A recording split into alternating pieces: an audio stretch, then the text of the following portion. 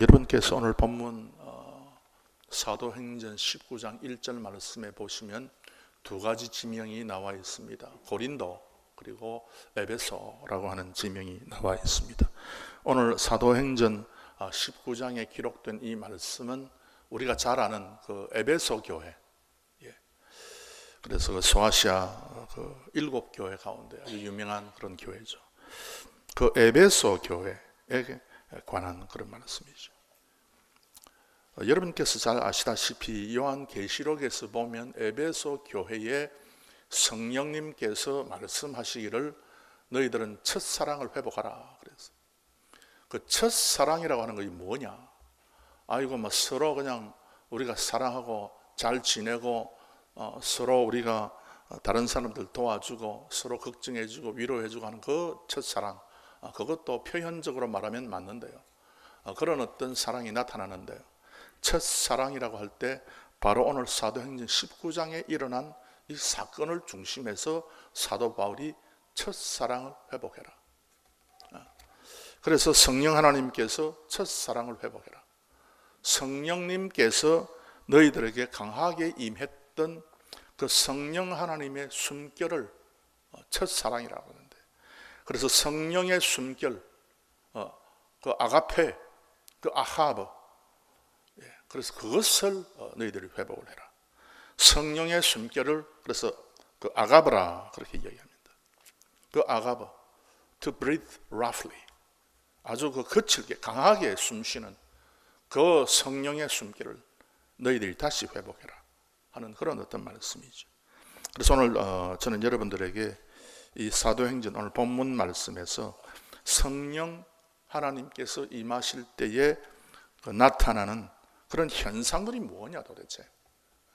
성령 그러는데 도대체 성령을 받으면 어떻게 되는 것인가 하는 그 말씀을 오늘 우리가 사도행전 19장에서 만나게 되는데요.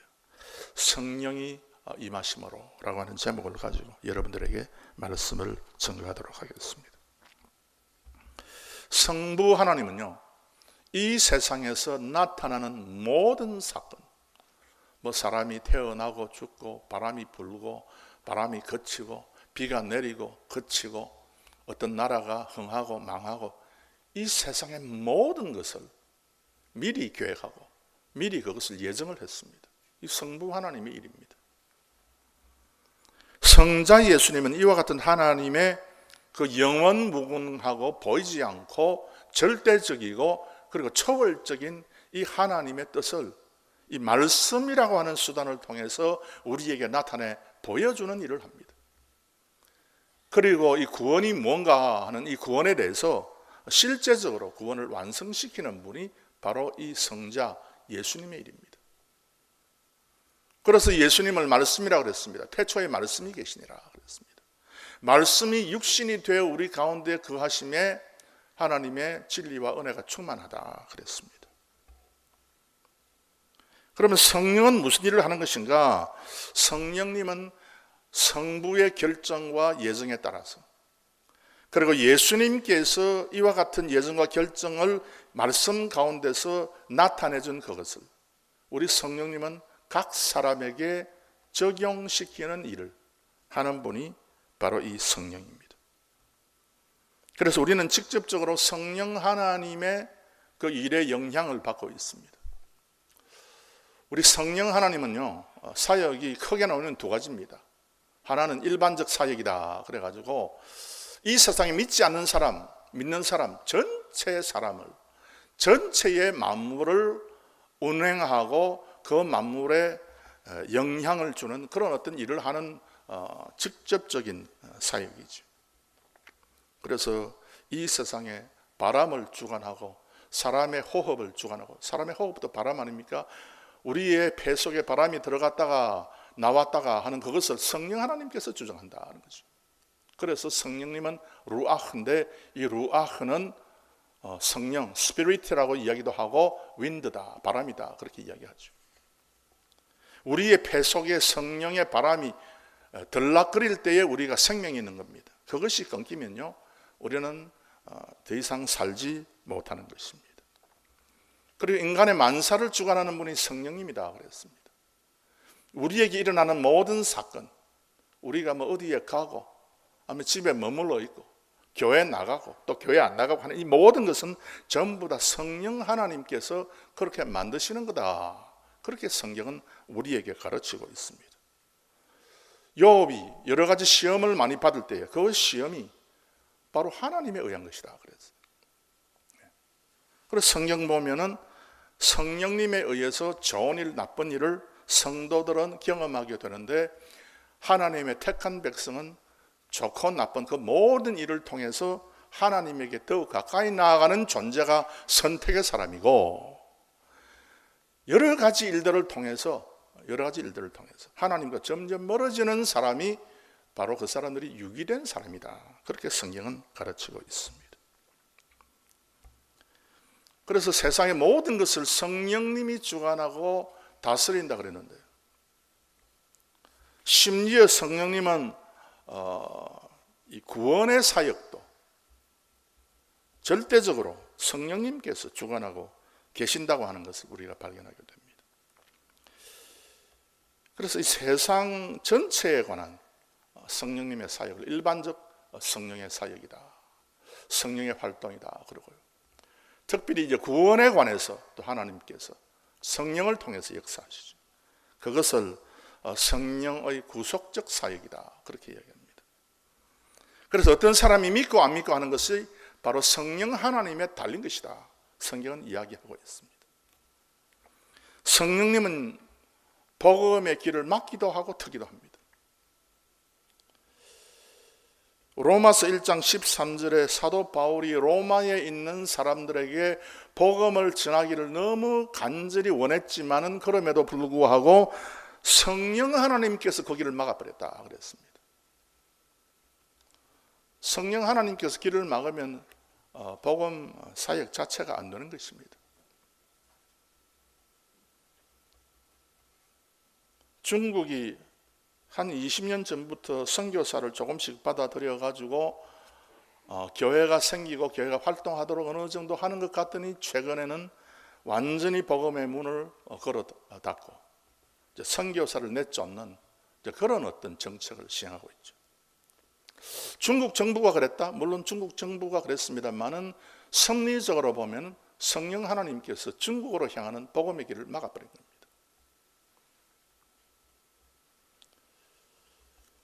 사도 바울이 비두니아 쪽으로 가서 복음을 증거하려고 작정하고 노력을 했지만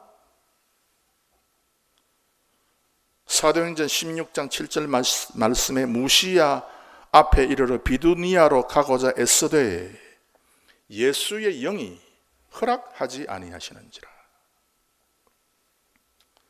이 비두니아 쪽으로 가면 이제 아시아 쪽으로 이제 복음이 증거되는 것인데 성령님께서 비두니아에 있는 사람들에게 복음이 증거되지 못하도록 막았다는 겁니다. 많은 사람들은 이 말씀에 의아해하게 생각합니다. 모든 천하 만민에게 복음을 증거하라 했는데 왜 비두니아 쪽으로 가는 복음은 성령님께서 막아버렸는가? 우리는 하나님의 섭리에 대해서 이해를 잘 하지 못합니다. 그럼에도 불구하고요. 지금 이제 한 2000년이 지나서 이 말씀을 읽어보니까 어느 정도 이해가 되는 부분이 있습니다. 만약에 이 복음의 말씀이 아시아 쪽으로 건너갔다면은 아시아 쪽에 있는 그 미신적인 사상으로 말미암아서 복음이 사라져 버렸을 것이다. 물론 아주 소수의 그리스도인들이 복음을 들고 인도 북쪽을 통해 가지고 중국에까지 복음을 전했습니다. 그런데 그 복음 전한 그것이 거기에 살아가는 그 아시아 사람들로 말미암아서 제대로 복음의 불길이 일어난 것이 아니라 꺼져버리고 복음이 사라져버렸어요. 그래서 성령님께서 무시야 쪽을 가가지고 비두니아로 가서 이 아시아에 있는 사람들에게 복음을 전하기를 바랬던 이 사도 바울의 발걸음을 막아버리고 대신해서 갈라디아 쪽으로 복음을 전하도록 마게도니아 쪽으로 발길을 옮겼다 하는 것을 성경이 말씀하고 있죠. 그러니까 이 유럽 쪽에 사는 사람들은 그 당시에 아시아에 사는 사람들보다는 더 야만적이고 더 무식한 사람들이었다고 그 세상 역사는 이야기하고 있지만, 그럼에도 불구하고 이 유럽 쪽에 사는 사람이 복음을 더 잘 받아들이고 이 복음을 더 정확하게 알기를 노력하고 복음에 대해서 애썼다 하는 것이 세상 역사의 증거입니다. 그래서 성령님께서 어떤 쪽에는 막고 어떤 쪽에는 열고, 그래서 성령 하나님께서 역사하는 역사구나. 왜 어떤 사람의 마음은 하나님의 말씀에 대해서 그 마음이 열리고 어떤 사람은 닫히느냐? 그 이유는 뭔가 하면은 이 개인, 내 사람 자체에 있는 것이 아니고 하나님께서 성령을 통해서 막아버리기도 하고 열기도 하고 하나님의 주권입니다. 하나님께서 하시는 일이다 하는 것을 오늘도 우리가 고백합니다. 오늘 그렇다면 이 성령님께서 우리 개인에게 임했을 때에 개인에게 나타나는 현상이 무엇이냐? 성령을 받았으면 성령을 받았다는 무슨 증거가 나타나야 되는데 그 증거가 무엇이냐 하는 것에 대해서 오늘 본문 말씀을 통해서 그 세 가지 현상들에 대해서 말씀을 드리기를 바랍니다. 여러분 6절을 한번 유심히 한번 보시기를 바랍니다. 바울이 그들에게 안수하매 성령이 그들에게 임하심으로, 성령이 그들에게 임하셨다 그랬습니다. 방언도 하고 예언도 하니 모두 12사람쯤 되니라 그랬습니다. 제가 여러분에게 지도를 한 장 보여드리겠습니다.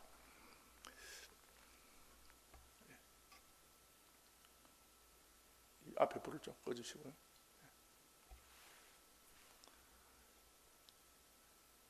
이게 유대입니다. 유대 땅.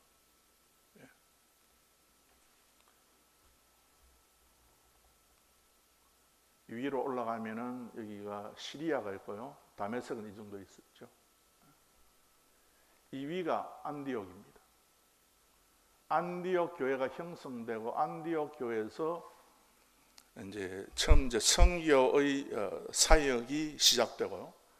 시작돼 가지고 이 보면 지금 지도에 보면 잘 나타나지 않지만 여기에 까만 화살표 줄은 바울의 첫 번째 선교 여행이다 그랬어요. 이 정도 돌았습니다. 이 정도죠. 그 다음에 바울이 두 번째로 2차 또 선교를 갔는데요. 그래서 이제 2차 이 정도 돌았습니다. 3차는 사실 이게 이제 빨간색인데 빨간색이 잘 나타나지 않죠. 3차는 여기서부터 가가지고 쭉 가서 이 빨간 선이 3차 사도 바울이 전도를 한 지역입니다. 쭉 가면 여러분 에베소가 어디 있는 건 여기 에베소가 있어요. 여기가 아시아라 되어 있죠. 소아시아. 그래서 이쪽으로 넘어가지 아니고 복음 이쪽으로 넘어가서 유럽으로 통해 갔습니다. 4차 맨 마지막 전도는 사울이 배를 타고 이제 쭉 가가지고 크레테셈을 지나가지고 쭉 해서 로마까지 간 겁니다. 죄인으로서 감옥에 갇히기 위해서 로마까지 갔죠. 그런데 감옥에 갇히기 위해서 간 그 사건이 오히려 복음을 전도하는 그런 사건이 되었다는 겁니다. 그래서 오늘 사도행전 19장은요. 여기 에베소 여기에서 일어나는 사건입니다.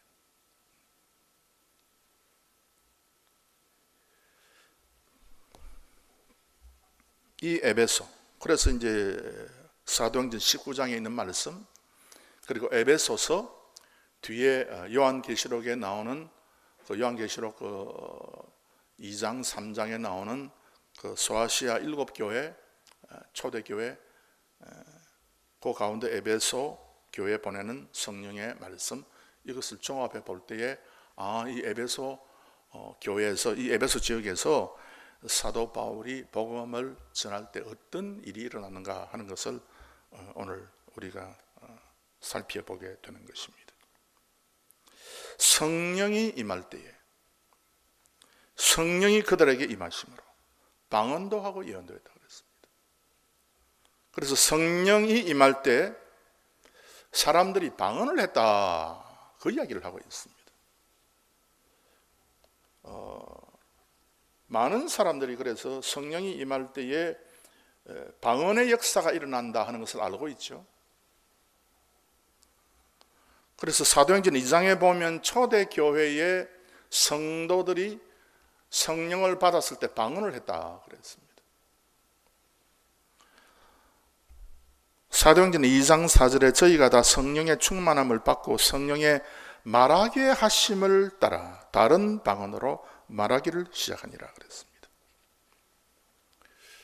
믿음의 가정 고넬료 가정의 사람들이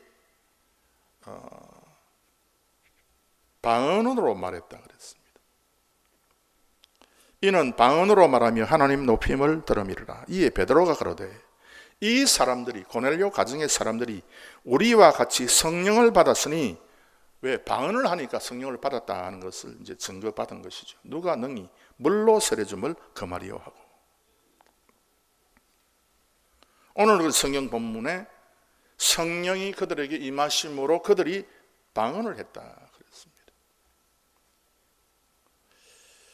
그런데 성경을 쭉 살펴보면요, 예수님을 믿고 성령을 받았을 때 항상 그렇다면 방언을 하는가? 그것은 아닙니다. 성령이 임했음에도 불구하고 방언을 못하고 있는 경우도 있어요. 그러나 방언의 현상은 성령 받은 사람에게 나타나는 현상인 것입니다. 그렇다면 이 방언이 도대체 뭔가? 방언이 도대체 무엇인가? 방언이 일어나는 것은 뭔가 하면 옛사람을 벗고 새 사람을 입을 때에 나타나는 현상입니다. 아, 이것이 예수 믿는 것이구나, 이것이 하나님께서 나를 사랑하신 거구나, 이것이 나의 구원이구나 하는 것을 인식하고 그것을 믿음으로 받아들일 때에 성령이 나에게 임하면은, 그래서 입에서 이상한 내 자아가 도무지 통제하거나 절제하지 못하는 그런 소리가 튀어나온다 하는 겁니다. 나의 의식으로 제어하고 제어하는, 그렇게 할 수 없는. 그래서 언어라고 하는 것은 여러분, 내 의식이, 나의 지성이 이걸 제어를 하는 겁니다. 그래서 이 말을 내가 해야 되나 하지 말아야 되나 하는, 이것도 다 내 그 이성을 통해서 제어하는 것이죠. 나의 감정을 통해서 제어하는 것이죠. 나의 혼을 가지고 이걸 통제할 때에 이제 보통 우리의 언어, 우리가 일반적으로 사용하는 언어가 통제를 받고 제어를 받게 됩니다. 그러나 성령 하나님께서 영어를 충만하게 만들 때는 우리의 입속에서 다른 소리, 다른 말이 튀어나온다 하는 것이죠.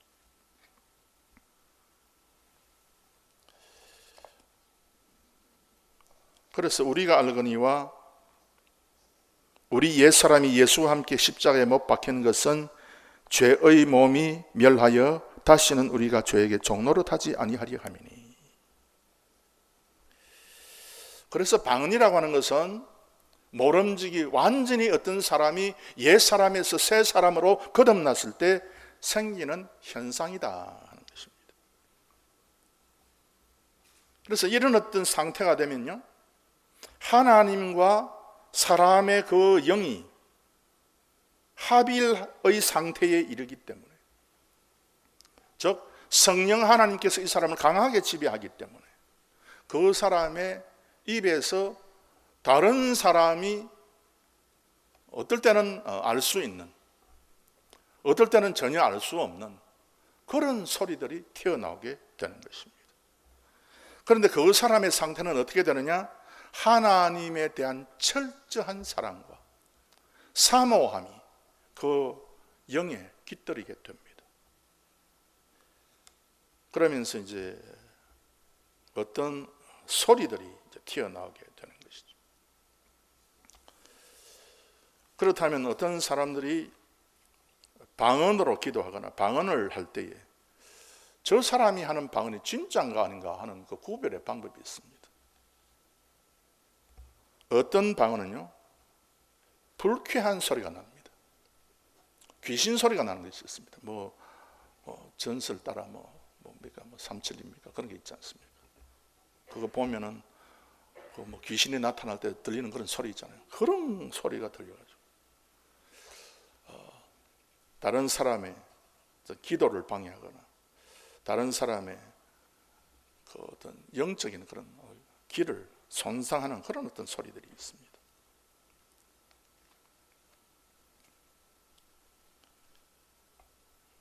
그런 소리를 내는 어떤 목사님의 사모님이 있었어요.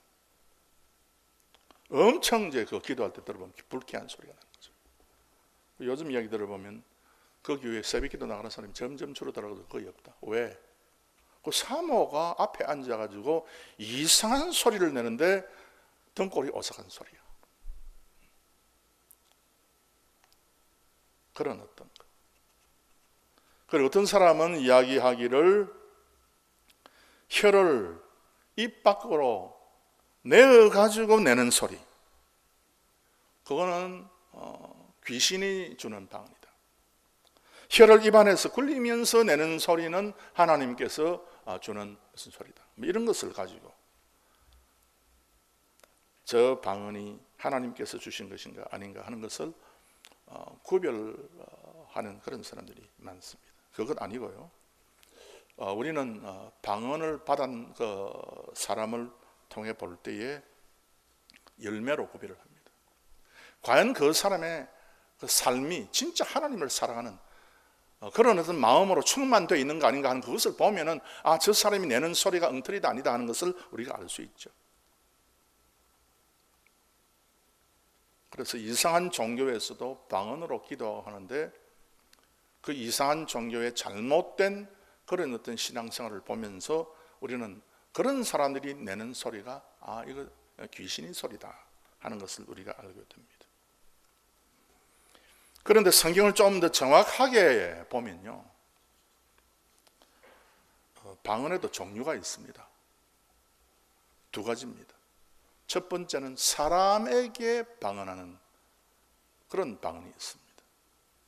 예를 들면 사도행전 2장에 성령 하나님께서 오순절날 내려와서 사람들로 하여금 방언으로 말하게 한 그 사건을 보면은 이렇게 좀 성경은 이야기하고 있습니다.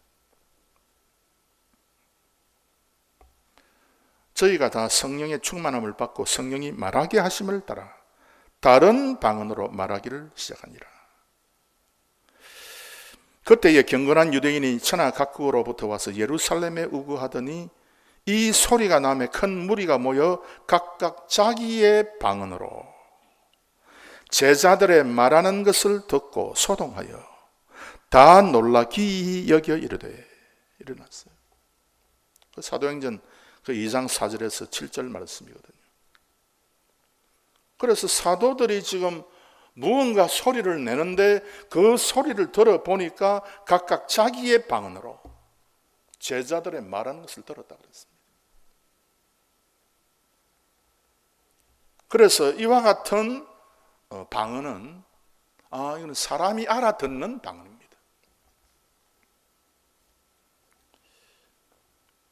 사도행전 21장 40절에 천부장이 허락하거늘 바울이 청대 위에 서서 백성에게 손짓하여 크게 종용히 한 후에 히브리 방언으로 말하여 가로되. 아마 라틴 말이나 헬라 말을 가지고 쭉 말을 하다가 그때 사도 바울이 입을 열어서 히브리 방언으로 말을 했다. 그래서 이 방언이라고 하는 것은 다른 사람이 알아듣는 그런 소리인 것입니다. 여러분께서 고린도 전서 12장은 우리가 다 알고 있는 것이 뭔가 하면 이것은 성령의 그 능력을 말씀한 그런 장으로 우리가 알고 있지 않습니까? 은사장이다 그랬습니다. 각 사람에게 성령의 나타남을 주심은 유익하게 하려 하심이라. 그래서 성령을 받으면요, 오늘 이게 고린도전서 12장 7절부터 쭉 읽어보시면은 성령을 딱 받으면 여러 가지 현상이 생긴다 하는 것을 쭉 이야기하고 있는데요. 여러분께서 이와 같은 그 은사들 가운데 하나를 여러분 반드시 받아야 되죠. 그런데 고린도전서 12장 10절 말씀부터 보면 어떤 이에게는 능력 행함을, 어떤 이에게는 예언함을, 어떤 이에게는 영들 분별함을, 다른 이에게는 각종 방언 말함을. 각종 방언이다 그랬어요. 각종 방언이라고 하는 것은 이거는 각각 다른 외국어라 그 뜻입니다. 어떤 이에게는 방언들 통역함을 주시나니. 그래서 외국어가 아닌 다른 어떤 소리를 내는 것, 그것은 이 대인, 사람에게 대한 방언이 아니고 그건 하나님에게 대한 방언이죠. 그래서 고린도전서 14장 2절 말씀을 보면 이렇게 되어 있습니다. 방언을 말하는 자는 사람에게 하지 아니하고 하나님께 하나니 이는 알아듣는 자가 없고 그 영어로 비밀을 말함이니라. 그래서 이거는 사람이 그 소리 내는 그 소리를 다른 사람은 이해를 못하는 거예요. 다른 사람이 전혀 이해를 못하는 그 어떤 소리가 날 때에 그것은 대신 방언이다. 하나님에게 하는 방언이다. 말이다. 이제 그렇게 되는 겁니다. 로마서 8장 26절 보면은 이와 같이 성령도 우리 연약함을 도우시나니 우리가 마땅히 빌 바를 알지 못하나 오직 성령이 말할 수 없는 탄식으로 우리를 위하여 친히 간구하시느니라. 그래서 우리가 기도할 때 보면요, 뭔가 기도를 해야 되는데 이 어떻게 이 인간의 말로 나의 어떤 지식과 나의 어떤 지혜를 뭔가를 표현을 해야 되는데 그 표현을 할 수 없는 경우가 따로 있습니다. 완전히 막혀버리는 거죠. 선뜻 말로 나타내지도 못하고 그냥 우리가 신음소리를 내면서 울부짖는 소리처럼 신음하는 소리처럼 이런 어떤 소리를 내는 경우가 있죠. 그것을 지금 로마서 8장 26절이 지금 말씀하고 있는데요. 그래서 이런 종류의 소리들, 이거 하나님에게 대한 소리다. 하나님에게 대한 방언이다. 이 대신 방언을 사용해서 우리가 기도할 때는 이 시간의 흐름을 완전히 이제 잊어버리는 거죠. 왜냐하면 의식이 없는 것이니까. 우리 인간이 가지고 있는 그 의식 세계가 아니고 이는 영적 세계에서 일어나는 소리이기 때문에 시간이 얼마나 지나갔는가 그것이 이제 인식이 안 되는 것이죠. 그래서 하나님께서 능력을 주셔가지고 어떨 때는 대인 방언, 사람이 알아듣도록 말하는 것.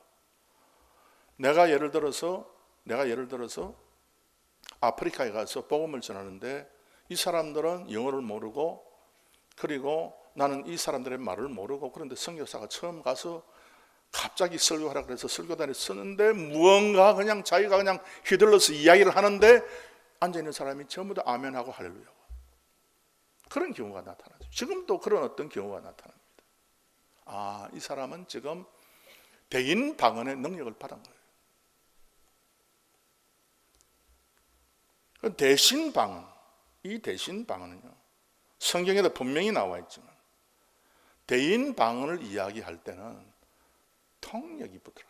통역 붙는 것이 그게 참 하나님의 교회에 유익하다. 대신 방언은 통역이 붙을 필요가 없어요. 그건 하나님께 하는 이야기니까. 사람이 어떤 따따따랄랄라 하는 이상한 소리를 냈는데 전혀 인간이 알아듣지 못하는 소리를 냈는데 이것을 통역해가지고 사람이 알아듣도록 만드는 그것은 이거는 아니다 하는 겁니다. 그런 것은 없다 하는 거죠. 차라리 하나님께서 처음부터 대인 방언을 시켜가지고 다른 사람이 알아듣도록 만드는 것이지 사람이 전혀 뜻도 모르는 그 어떤 것은 하나님에게 즉통으로 말하는 그런 어떤 방언이기 때문에 그 하나님만 알아들으면 되는 거예요.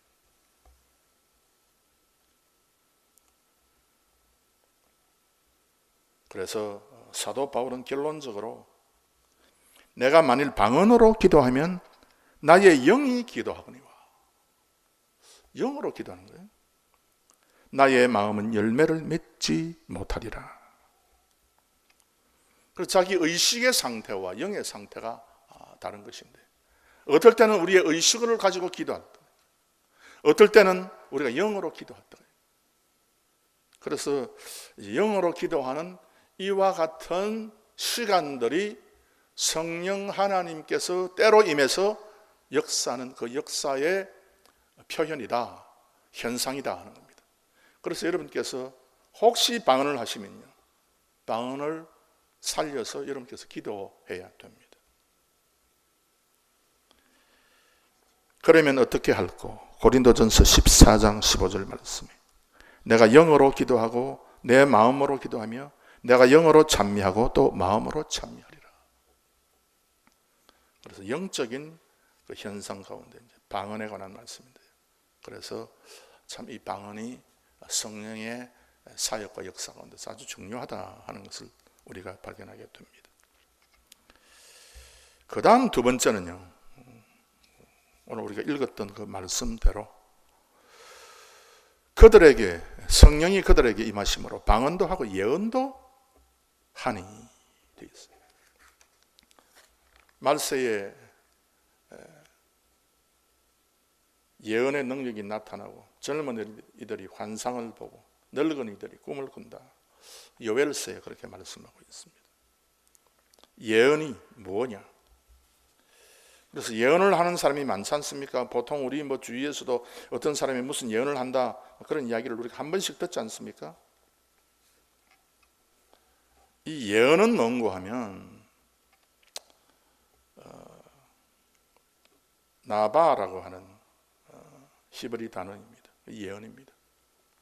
선지자들이 예언했다 할 때 나비가 나바했다, 예언했다, 그렇게 히브리 성경은 계속해서 쓰고 있습니다.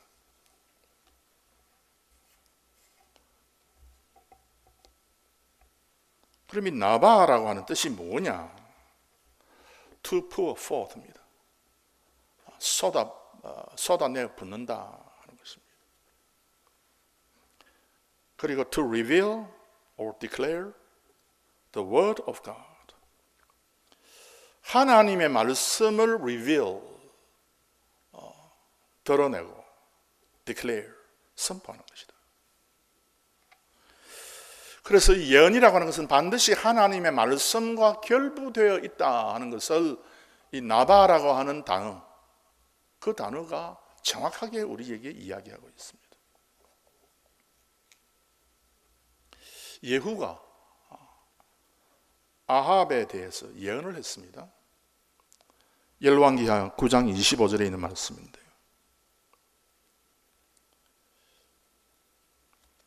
때에 여호와께서 이 아래 같이 저의 일을 예언하셨느니라. 무슨 예언을 했는가 하면 여호와께서 말씀하시기를 내가 어젯밤에 나봇의 피와 그 아들들의 피를 분명히 보았노라. 또 말씀하시기를 이 토지에서 내게 갚으리라. 즉 아합이 나봇의 포도원에서 죽게 된다 하는 것을 예언을 한 겁니다. 예후가. 이 예후의 이 예언은요, 하나님의 말씀에 나와 있는 겁니다. 예후가 자기의 생각을 가지고 야 아합 너 앞으로 죽을 거야 이렇게 말한 것이 아닙니다. 자기의 생각을 가지고 어떤 사람한테 너 죽을 거다, 그러면 그건 완전히 그 불경죄, 완전히 미신죄에 걸리게 되는 것이죠. 그러나 예후가 아합의 죽음에 대해서 예언한 것은 말씀에 이미 있는 것이에요. 그것을 예후가 이야기한 것입니다. 여러분께서 그 미가야라고 하는 선지를 알고 계시죠? 그래서 아합 왕이 미가야에 대해서 늘 불만을 가졌습니다. 무슨 불만을 가졌는가 하면 미가야 선지자가 입을 열어서 나 아합에 대해서 예언하는 모든 예언은 전부 다 흉한 예언이다. 좀 길한 예언은 이 미가야는 나한테 절대 이야기 안 하고 흉한 예언, 실패한다, 잘못된다, 죽는다, 이런 예언만 이 미가야가 하기 때문에 나 미가야 너무 싫다.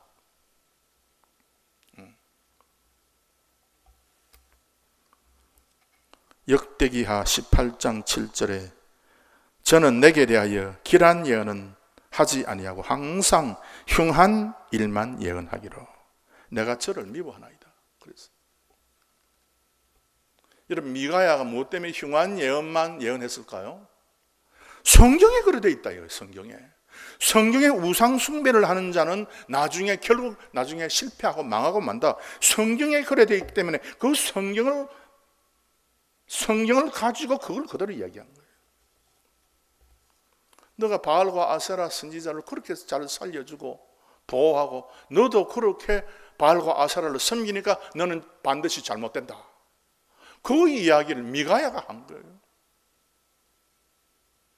그래서 미가야가 자기 마음대로 그냥 예언한 것이 아니고 성경에 있는 대로, 신명기서에 분명히 기록되어 있는 대로 그것을 이야기한 거예요. 학개와 스가랴 선지자가 예언을 했다 되어 있습니다. 선지자들, 곧 선지자 학개와 이도의 손자 스가랴가 이스라엘 하나님의 이름을 받들어 유다와 예루살렘에 거하는 유다 사람들에게 예언하였더니, 무슨 예언했는가 하면은 완전히 그 파괴된 성전을 다시 재건하게 될 것이다 하는 그 예언을 한 거예요. 이 예언은 그래서 스가랴, 학개, 이선 자기 마음속에 일어나는 생각을 가지고 대강 추측을 해가지고 아마 저래 될 거다 해가지고 이야기한 것이 아니고요. 이건 하나님께서 그렇게 이야기를 한 거예요. 그 하나님께서 이미 하나님의 말씀에서 정확히 보여준 것을 예언한 것입니다. 그래서 에스겔 13장 3절 말씀에 주 여호와의 말씀에 본 것이 없이 자기 심령을 따라 예언하는 우매한 선지자에게 화 있을진저. 하나님의 말씀에 본 것 없이 분명히 하나님 말씀이 되어 있네. 이것이 이제 하나님 말씀이기 때문에 이걸 내가 가지고 내가 너에게 전달한다 하는 그 예언이 아니고 자기의 마음속에 생각되는 그것을 가지고 이야기하면 그 선지자에게 화가 있다. 그래서 일반적으로 지금 현재 우리 옆에서 들리는 그 예언한다는 그 예언을 다 종합해 보면 너는 배우자를 어떻게 선택하라, 직업을 어떻게 선택하라, 너는 앞으로 동서남북 가운데 동쪽으로 가라, 이사할 때도 동쪽으로 가라, 서쪽으로 가면 망한다, 너의 자녀들 학교는 어디를 집어넣어라, 그런 어떤 예언. 너는 앞으로 이런 직업을 선택하게 될 것이다. 너가 핸드폰 사면 너의 핸드폰 번호는 이것이다. 이런 어떤 참 회개망측한 모든 예언들.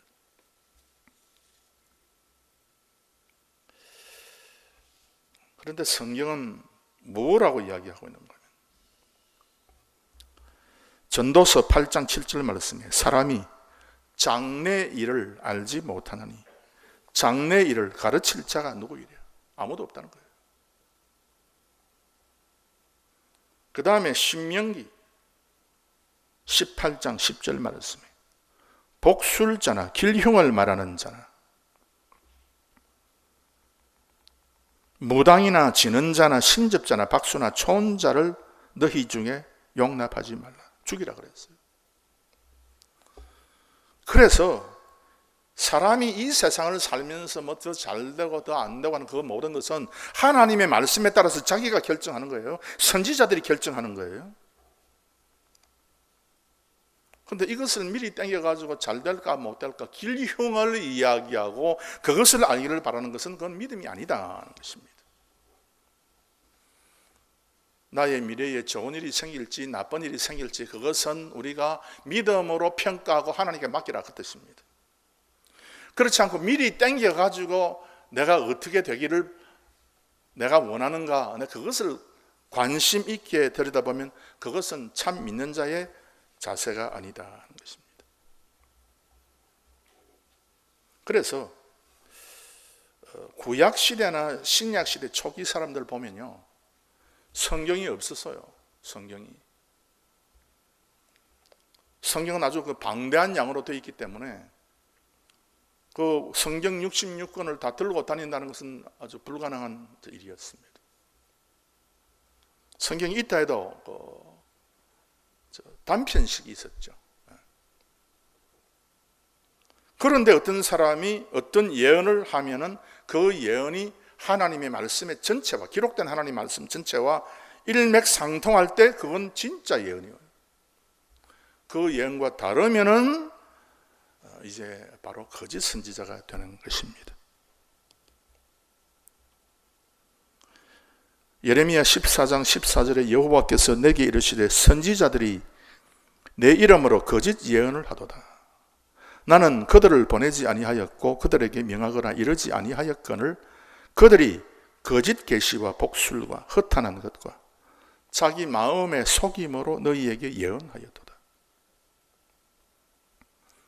그러므로 내가 보내지 아니하였어도 내 이름으로 예언하여 이르기를 칼과 기근이 이 땅에 이르지 아니하리라. 유다 땅은 절대로 멸망당하지 아니하리라 하는 선지자들에 대하여 나 여호와가 이같이 이르노라.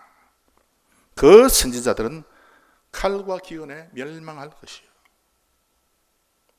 예언 자체를 들어보면은 이스라엘 백성들이 다 기분 좋을 그런 예언입니다. 잘 된다 그러니까, 안 망한다 그러니까. 그러나 하나님께서 말씀하시기를 너희들은 망한다는 거예요. 왜 그렇게 되어 있는가? 왜? 앞에 모세 오경을 읽어보면 이스라엘 백성들, 유다 백성들의 그 삶을 보니 망할 수밖에 없게 되어 있더라 그 말입니다. 그래서 그걸 이야기하는 것이죠. 어제 참 감사할 그런 어떤 뉴스를 제가 들었습니다. 퀴어 축제라 하는 그 축제가 서울에서 열리더니 이제는 지방으로 흩어져 가지고 지방에서도 열리는데 토요일인가 한국에서 퀴어 축제, 인천에서 하는 그 축제가 있었는데 그 기독교 단체들하고 또 그런 어떤 잘못된 행동을 반대하는 그런 어떤 단체들하고 모여가지고 퀴어 축제하는 것을 막아버리고 그 축제가 무산되었다. 처음으로 인천에서 열렸는데 그게 무산되어 버렸다 하는 그런 어떤 소식을 듣게 되었습니다. 참 잘된 것이다. 그런 어떤 일들이, 잘못된 타락된 일들이 있을 때 하나님께서 반드시 멸망시킨다 하는 그 이야기는 우리가 할 수 있잖아요. 그 예언이라고 할 것 없이 그냥 그걸 우리가 그냥 이야기하면 됩니다. 입에 거품을 물고 말하다 하는 것이 나반데요. 그럼 우리가 입에 거품을 물고 이야기해도 되는 겁니다. 자꾸 이런 식으로 대한민국이 너무 잘못된 방향으로 나가면 우리는 망하게 된다. 그거 우리가 이야기할 수 있는 거죠. 그래서 하나님의 그 명령의 그 말씀과 일맥상통할 때 그것은 참 예언이 되는 것입니다.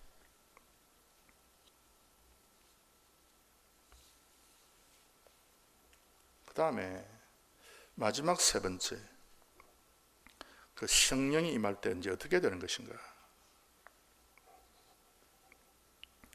여러분께서 오늘 그 8절 보시면 이렇게 되어 있습니다.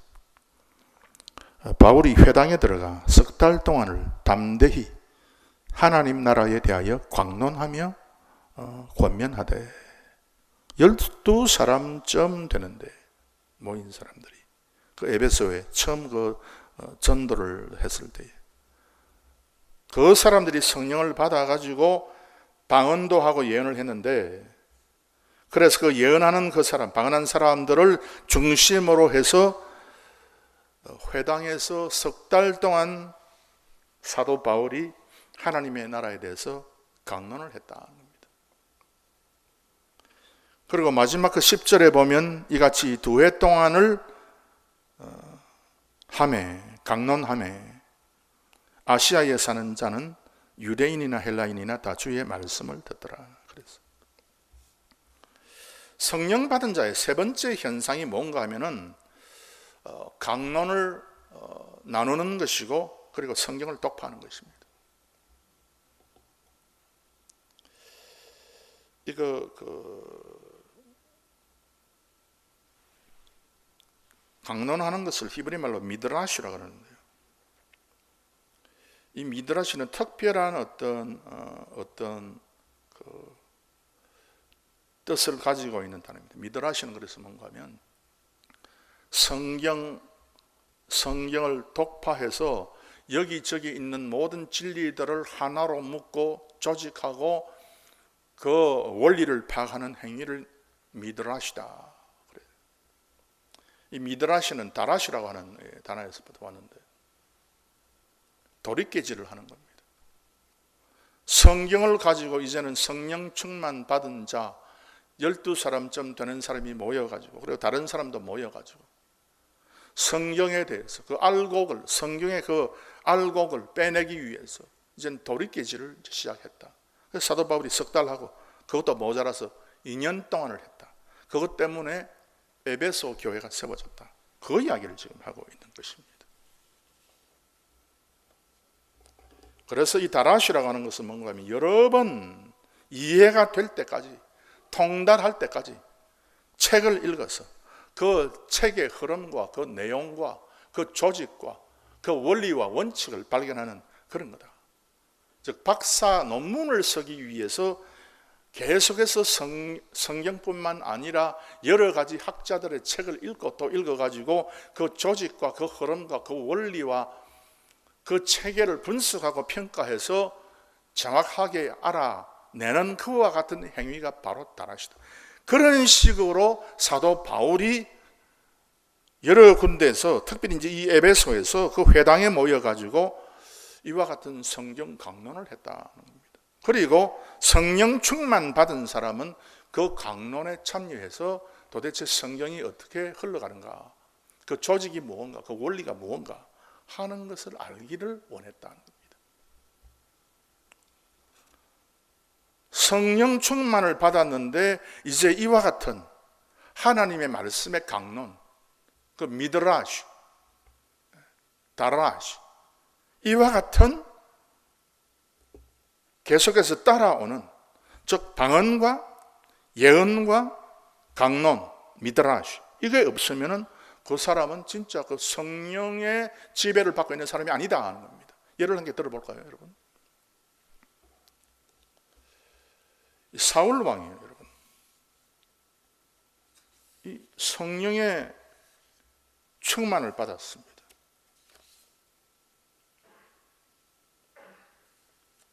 사무엘상 10장 6절 보면 너에게는, 즉 사울 왕 너에게는 여호와의 신이 크게 임하리니 너도 그들과 함께 예언을 하고 변하여 새 사람이 되리라.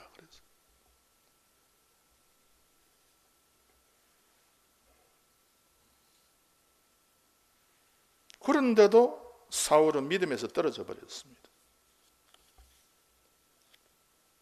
성령의 임함의 세 번째 마지막으로 나타나는 그 현상에 대해서 우리가 특별히 관심을 갖지 않는다면 이 사울 왕처럼 떨어져 버릴 경우가 많다는 거예요. 이 사울 왕, 그래서 하나님의 말씀에 대해서는 전혀 관심이 없고 자기의 인기, 자기의 이익, 자기가 잘 되는 것, 자기가 뭐 잘 통치해서 뭐 이스라엘을 아주 뭐 잘 살게 만들었다, 뭐 이런 식으로 그런 어떤 인간적인 생각만이 가득했기 때문에 결국 나중에 이 다라시가 안 되니까, 미드라시가 안 되니까 결국 이 사울 왕이 이제 멸망 쪽으로 흘러간 것이죠. 내가 성령에 의해서 충만받았다. 내가 예언도 하고 내가 방언도 한다. 참 좋은 일입니다, 여러분. 우리 가운데 그래서 대신 방언을 잘하는 분도 계십니다.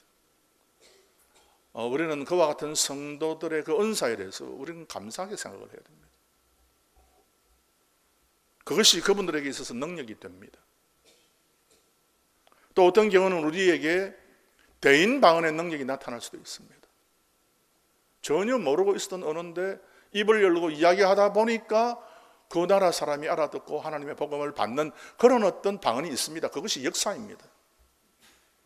그럼에도 불구하고 가장 마지막에 성령 충만 받은 사람에게 나타나는 미드라시, 도리깨질을 하는, 말씀에 도리깨질을 하는 그 현상이 나타나지 않고 그냥 이 성경은 집어 던져버리고 내 마음대로 한다? 그것은 잘못된 거다, 그 말입니다. 한 10년 전에 미국에 이상한 사람이 나타나서 설교를 할 때에 어떤 식으로 복음을 증거했는가 하면, 성령이 임하면 전부 다 방언을 한다. 맞습니다. 그런데 전부 다는 아니죠. 어떤 사람은 방언 없이 다른 능력이 나타나기도 합니다. 어떤 사람은 영 분별의 능력이 나타나기도 합니다. 다 각기 다른 그 교회에, 그 상황에 맞게 성령님께서 인도해 주시죠. 그런데 그 사람이 설교한 내용을 사람들이 듣고 어떻게 실천을 했는가 하면은, 성령 하나님께서 이제는 말씀하고 예언을 하게 되면 길흉을 이야기한다 그래서, 내가 이제는 성령의 능력은 길흉을 내가 알기 때문에 내 갈 길을 내가 안다. 천만의 말씀입니다. 우리는요, 우리의 내일 일을 모릅니다. 한 달 뒤에, 1년 뒤에, 10년 뒤에 우리가 어떻게 될지 모릅니다. 우리는 그저 하나님의 인도함에, 성령 하나님의 인도함에 우리가 다 맡겨야 됩니다. 우리는 최선을 다해서 내가 구원의 길을 가게 해 주십시오. 그걸 우리가 원하고 그걸 위해서 기도해야 됩니다. 그런데 그때에 한 10년 전쯤에 많은 사람들이 어떤 이야기를 하는가 하면, 성경은 이제 필요 없다.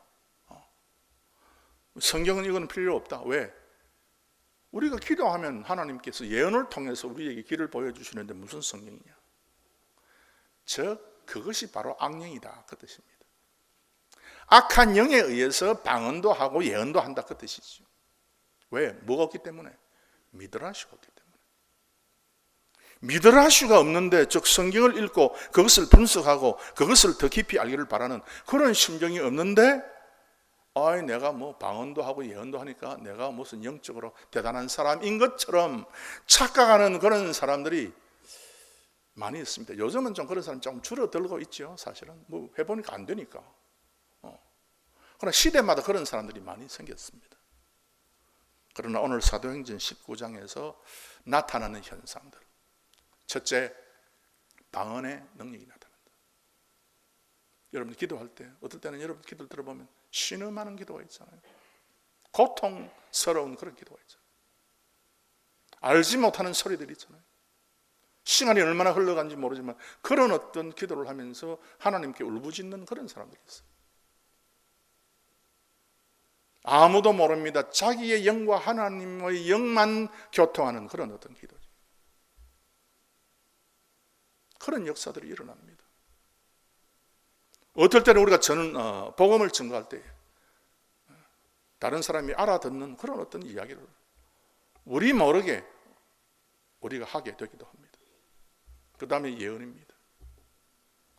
우리가 무엇을 예언하면요, 그 예언은 반드시 하나님의 말씀과 연결되어 있어야 됩니다. 이것과 연결 안 되어 있는데 인간의 지혜로, 인간의 경험으로 뭐 한마디 한다? 절대 교회에서는 그렇게 해서는 안 됩니다. 내가 뭐 살아보니까 인간의 경험으로 뭐 이렇게 될 것이다, 저렇게 될 것이다. 절대 그러면 안 됩니다. 하나님의 말씀에서부터 우리가 적용을 시켜야 됩니다. 그 다음에 여러분에게 필요한 것이 미드라시입니다. 성령과는 관계없이 지금 살고 있는데 내가 성령 받았습니다. 천만에 그것은 거짓말입니다. 결국 그 사람은요, 나중에 잘못된 그런 어떤 방향으로 나가게 되어 있습니다. 여러분 수요일 저녁에 왜 지금 집에서 뭐 하십니까? 물론 그 직장 또 뭐 가게 일 때문에 못 오시는 분도 있습니다. 조금 일찍 서둘러서 오실 수 있는 분도 그냥 안 오고 그냥 아무렇게나 살아가고 있는 그런 사람이 너무 많습니다. 그래서는 안 됩니다, 여러분. 여러분의 생활을 조금 수정해야 됩니다. 만약에 성령님이 임하면. 그래서 오늘 사도행전 19장에서 나타난 그 역사가 결국 에베소 교회를 세워요. 이 에베소 교회가 참 위대한 교회 아닙니까? 그런 어떤 에베소 교회를 닮아서 계속해서 우리 교회가 예수님의 오실 그날까지 은혜를 충만히 받는 모든 성도님들의 교회가 되기를 바랍니다. 기도하겠습니다. 거룩하신 하나님 아버지,